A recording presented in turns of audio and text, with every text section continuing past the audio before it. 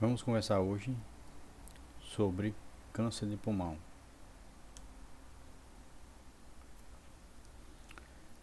Essa é uma estimativa para 2020 de novos casos de câncer de pulmão em homens, que serão mais de 17 mil, estando em terceiro lugar na incidência de novos cânceres, e mais de 12 mil em mulheres, ficando em quarto lugar na incidência de câncer. A maioria dos pacientes diagnosticados com câncer de pulmão se manifesta na quinta e sexta décadas de vida. Aproximadamente 3/4 desses pacientes apresentam sintomas no momento da apresentação, sendo os mais comuns tosse, hemoptise, dispneia e dor no peito. Também podem estar associados a sintomas não específicos, como anorexia, perda de peso ou fadiga. Eles podem estar associados também a efeitos e sintomas distantes do local primário da lesão, associado às presentes síndromes paraneoplásicas. E geralmente os tumores solitários localizados na periferia tendem a ser mais assintomáticos do que aqueles tumores endobrônquicos mais centrais, que podem estar associados a dispneia, hemoptise e tosse mais precocemente.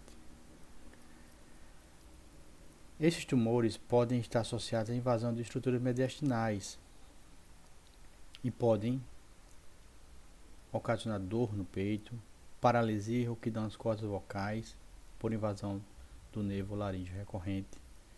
Também edema facial, edema do tórax, distensão das veias do pescoço, formação de vasos colaterais por sintomas compressivos e obstrução da veia cava superior. Também pode apresentar disfagia por envolvimento esofagiano.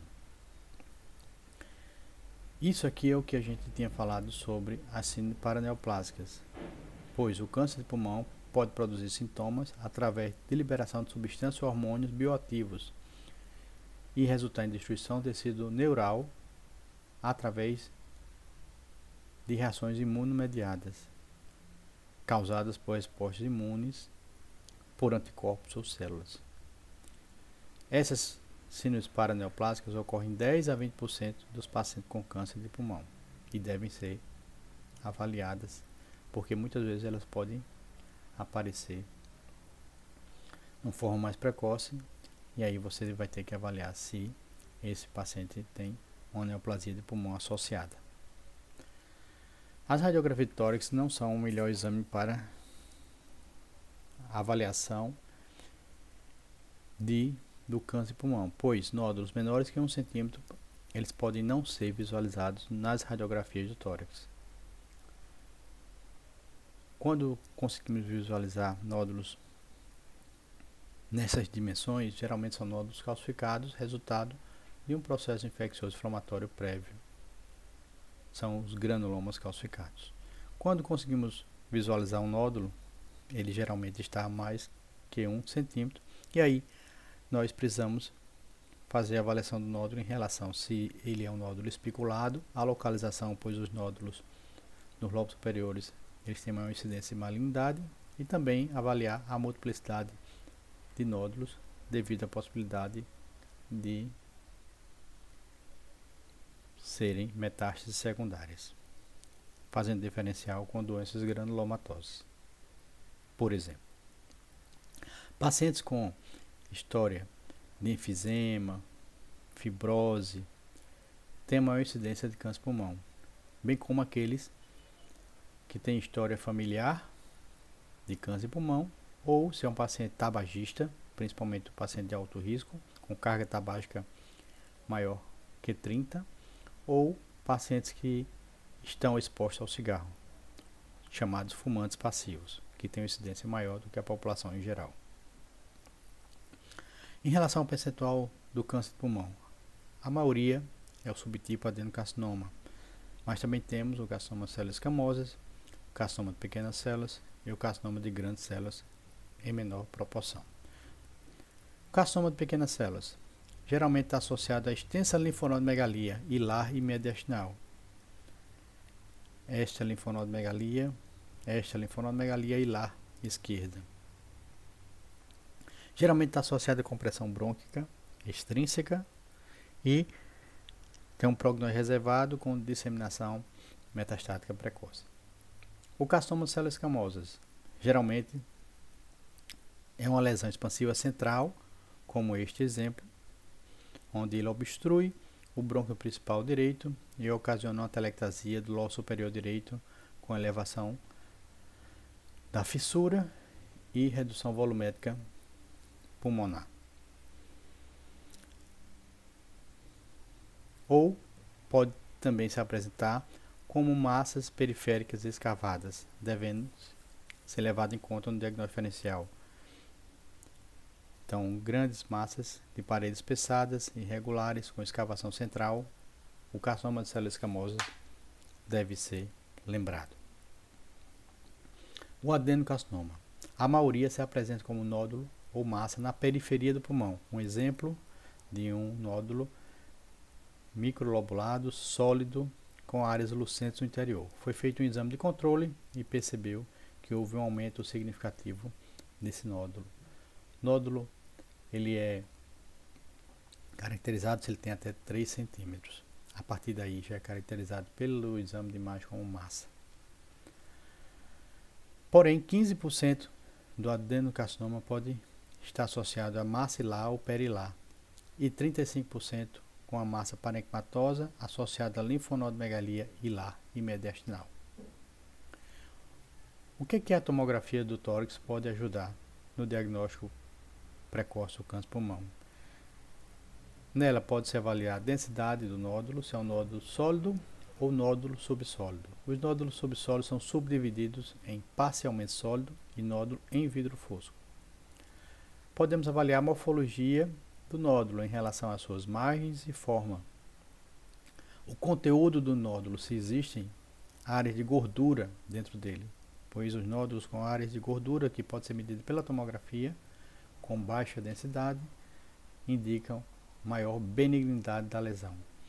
E presença ou não de calcificações. As calcificações centrais e calcificação anelares têm maior incidência nos nódulos benignos. Quando a calcificação é excêntrica, precisamos ficar atento a essas calcificações. Vamos falar um pouco de densidade, nódulo sólido e subsólido. Como eu falei para vocês, os nódulos subsólidos incluem os parcialmente sólidos e o vidro fosco. A preocupação é, pois esses nódulos parcialmente sólidos, ele tem maior incidência para a malignidade, devendo ser acompanhado mais precocemente, principalmente com tomografia computadorizada, bem como os nódulos em vidro fosco. Um exemplo, paciente com área nodular em vidro fosco, associado à retração fissural, foi feito um segmento com 12 meses, onde se viu um aumento da área em vidro fosco. Diagnóstico adenocarcinoma. Este outro exemplo, um nódulo em vidro fosco com pequena área sólida, chamado nódulo parcialmente sólido. Foi feito um segmento de 12 meses que mostrou um aumento dessa área sólida, bem como um aumento da densidade da área em vidro fosco. Foi feita uma tomografia com 24 meses de acompanhamento e mudou completamente a característica desse nódulo. Um nódulo altamente suspeito, foi feita a ressecção e era um adenocarcinoma invasivo. Esse outro paciente com múltiplos nódulos subsólidos, feito o segmento em 6 meses, tomografia normal. Então aqui fica uma lição. Nem todo nódulo subsólido é maligno. Deve ser feito um acompanhamento deste antes de tomar uma decisão. Outro exemplo, nódulo parcialmente sólido, com a área nodular sólida central, feito uma tomografia de controle em 3 meses, houve uma redução. Então essa redução deixa mais tranquilo pela benignidade desse nódulo subsólido.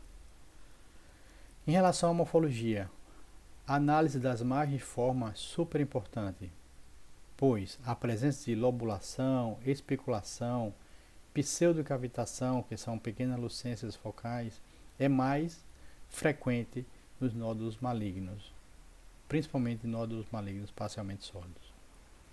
E a irregularidade da forma, ela deve ser levada em conta, principalmente em nódulos sólidos. Porém, ela pode aparecer tanto em nódulos benignos quanto nódulos malignos. E o contrário da mesma forma. Percebemos um nódulo com lobulações no lobo superior do pulmão esquerdo. Vejam bem a fissura oblíqua, separando o lobo superior do lobo inferior.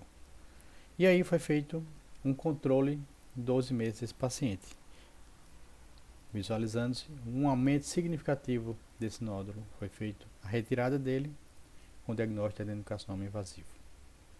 Outro nódulo com áreas de lucências no interior, um nódulo microlobulado e áreas mais radiotransparentes, chamado lucências. Suspeito. Foi feito um controle e houve uma mudança significativa nas características desse nódulo. Ele aumentou de tamanho e foi retirado com o diagnóstico de adenocarcinoma invasivo. Esse diagnóstico precoce é fundamental, pois o prognóstico do paciente é muito melhor. Devemos ficar atentos em lesões císticas, principalmente em relação à parede da lesão. E a visualização em vários planos é fundamental. Vejam, aparentemente uma lesão cística, vista no plano sagital aqui, mostra uma nodulação periférica. E essa avaliação é fundamental, pois essas lesões parietais levam a maior incidência de lesões malignas. Lesões junto à fissura devem ser também avaliadas precocemente. Essa foi feito um segmento de 12 meses, esse nódulo justa fissural aumentou significativamente de tamanho. Então, lesões com essas características junto à fissura devem ser acompanhadas mais criteriosamente. Existe essa tabela, esse protocolo para avaliação de nódulos sólidos, tá? Em relação ao tamanho, menor que 6 milímetros, entre 6 e 8 milímetros, maior que 8 milímetros, tá? E aí nós subdividimos em relação aos nódulos sólidos, os pacientes de baixo risco e os pacientes de alto risco. Alto risco e baixo risco, em relação à carga tabágica. A carga tabágica ela é medida da seguinte forma. Nós pegamos paciente entre 50 e 75 anos e fazemos a multiplicação quantos maços por dia ele fuma e durante quanto tempo, quantos anos ele vem fumando. Por exemplo, se ele fuma 2 maços por dia, já fuma 30 anos, ele tem uma carga tabágica de 60. Quando a carga tabágica é maior que 30, ela é considerada alto risco. E aí, se ele tem um nódulo sólido, entre 6 e 8 milímetros, deve ser considerada de alto risco. Nessa situação, ele deve fazer a cada 6 meses um exame de controle para avaliar esse nódulo encontrado no primeiro exame. E nesse período, até 2 anos, vamos verificar se houve mudança nas características daquele nódulo. Se os nódulos forem múltiplos, da mesma forma, se ele é baixo risco ou alto risco, devemos fazer essa avaliação de forma mais precoce. Iniciamos a comparação a partir de 3 meses da tomografia inicial. Em relação aos nódulos subsólidos, nós classificamos os nódulos em vidro fosco e os parcialmente sólidos e os nódulos múltiplos. Porém, não existe divisão entre alto risco e baixo risco. Nós dividimos em relação a nódulos menores que 6 milímetros e nódulos maiores que 6 milímetros. Nos nódulos em vidro fosco, o acompanhamento se faz a partir de 6 meses da primeira tomografia. E depois nós repetimos com 12 meses e a cada 2 anos até completar 5 anos. Nos nódulos parcialmente sólidos, existe uma avaliação mais precoce. Iniciamos a avaliação pela tomografia após 3 meses da primeira tomografia onde foi encontrado esse nódulo suspeito. E da mesma forma, fazemos acompanhamento com 3, 6 meses, 1 ano, 2, 4. Por que 5 anos? Porque existem alguns subtipos de nódulos, por exemplo, no núcleo alveolar, que ele tem um crescimento mais lento e ele pode não mudar de uma tomografia para outra, e aí precisamos de um tempo mais longo para poder acompanhar esse paciente. Esse nódulo espiculado, sólido, qual é a sua conduta? Pense direitinho. Paciente de alto risco. Ressecção. Não existe outra conduta. Nódulos espiculados, suspeito, paciente de alto risco, é a chance de fazer um diagnóstico precoce. Era um adenocarcinoma invasivo. E agora? Um nódulo parcialmente sólido, com área nodular sólida no interior, associada a vidro fosco. Qual é a sua conduta? Pense um pouco. No grupo dos nódulos subsólidos, sendo esse parcialmente sólido, segmento em 3 meses.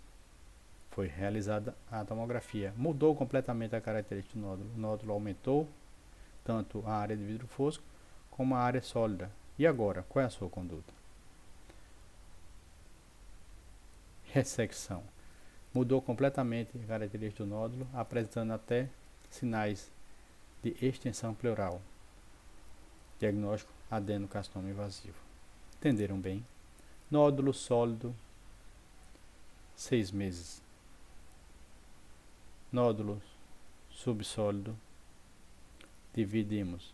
Se ele for em vidro fosco, 6 meses. Se ele for parcialmente sólido, com área sólida, seja na periferia ou no centro, 3 meses para realizar a próxima tomografia de controle.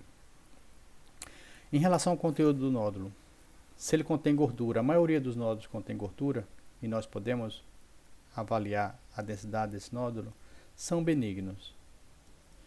Existem exceções, mas é na minoria dos casos, só para o nosso conhecimento. Então esse nódulo, nós visualizamos que ele tem uma calcificação extrínseca, que dificulta a nossa avaliação, porém ele tem áreas de gordura no interior. Então isso é um amartoma. Então não existe mais necessidade de acompanhamento deste paciente em relação a este nódulo. Calcificação. As calcificações benignas geralmente são central, ou calcificação em pipoca, ou as calcificações anelares. Devemos ficar tranquilos. Porém, as calcificações excêntricas ou em pontilhado são mais preocupantes, pois podem ser malignas. Olhe esses dois exemplos: calcificação central e calcificação anelar. Exemplos tipos de granulomas cicatrizados, lesões benignas. Este paciente deve ser liberado. Não tem necessidade de fazer acompanhamento em relação a esse nódulo. Ele pode fazer outras tomografias pelo alto risco dele, mas não para avaliar especificamente este nódulo. A avaliação do nódulo em relação ao conteúdo deve ser avaliado na janela mediastinal, pois na janela pulmonar nós avaliamos as dimensões e características das margens e forma do nódulo. Não conseguimos avaliar o seu conteúdo. Esse conteúdo, se ele tem calcificação ou gordura, deve ser sempre avaliado na janela mediastinal ou janela de partes moles. Em relação ao estadiamento do câncer de pulmão, o T1, em relação ao tamanho, o T1 é quando o tumor é menor ou igual a 3 cm. Ele subdivide em T1A, T1B, T1C. Aqui um exemplo de T1, menor que 3 cm. Prognóstico muito bom se eu fizer esse diagnóstico precoce. T2, quando o tumor é maior que 3, porém menor ou igual a 5. Tá? Ele pode invadir a víscera pleural, tá? Ele pode invadir brônquio principal, mas não chegar à carina. Ele pode ocasionar atelectasia pulmonar devido a essa obstrução. O T2 é subdividido em T2A e T2B, mas porém ele deve ser menor ou igual a 5 centímetros. Olha esse exemplo. Um T2B que invadiu a pleura visceral, mas ele tem 5 centímetros. T3, maior que 5, menor ou igual a 7.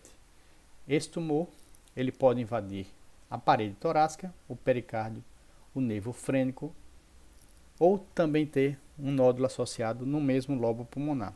Ele é caracterizado como T3. Olha esse exemplo, um tumor, ele pode ter até 7 centímetros, invadiu a parede torácica com a erosão óssea da costela desse hemitórax direito. Aqui exemplos de T1, letra A, menor que 3 centímetros, letra B, T2 menor que 5 centímetros, a lesão é esta, mostrada pela cabeça de seta, ocasionando uma importante atelectasia do lobo superior. Esse outro tumor, T2, tá? Maior que 3, menor que 5. Não há sinais de invasão da pleura visceral. E esse aqui, T3, maior que 5, menor que 7. O T4 é um tumor maior que 7 centímetros. Ou aquele tumor que invade mediastino, diafragma, coração, grandes vasos, nervo laríngeo recorrente, carina, aqui o tumor já invadiu a carina, traqueia, esôfago e coluna vertebral. Então esse tumor que invade as estruturas nobres mediastinais são considerados T4. Aqui um grande tumor, ocasionando um importante envolvimento da veia cava superior, com sinais com certeza de síndrome da veia cava superior, importante contato com a aorta ascendente, envolvimento da carina, envolvimento do brônquio principal direito e com certeza um tamanho maior que 7 centímetros, um tumor T4. Outros exemplos de tumores C4, com invasão de grandes artérias, como a artéria pulmonar direita, envolvimento da aorta descendente, envolvimento da coluna vertebral, envolvimento da veia cava superior. E aqui, íntimo contato com a traqueia. São alguns exemplos de estadiamentos T4. Tumores irressecáveis serão realizados radioterapia e quimioterapia. Não existe possibilidade de tratamento cirúrgico para estes casos. Aqui um outro exemplo de um tumor envolvendo a veia cava superior, já íntimo contato também com a aorta ascendente, arco aórtico, traqueia, o estadiamento T4. Os linfonodos são super importantes a gente conhecer para poder fazer o estadiamento em relação aos linfonodos comprometidos, bem como avaliar também no próprio exame que deve ser feito tomografia tórax e abdômen para o estadiamento, se há massas extratorácicas, fígado, parede torácica e linfonodos abdominais. Porém, a avaliação de linfonodos torácicos, já conhecida de todos, é fundamental. Então, as cadeias linfonodais são importantes para esse conhecimento, pois o tumor de pulmão pode fazer a disseminação linfonodal para linfonodos supraclaviculares, paratraqueais, paraórticos, pré-vasculares, subaórticos, subcarinais e lares bilateralmente. Deve ser avaliado durante o exame de tomografia com contraste do tórax.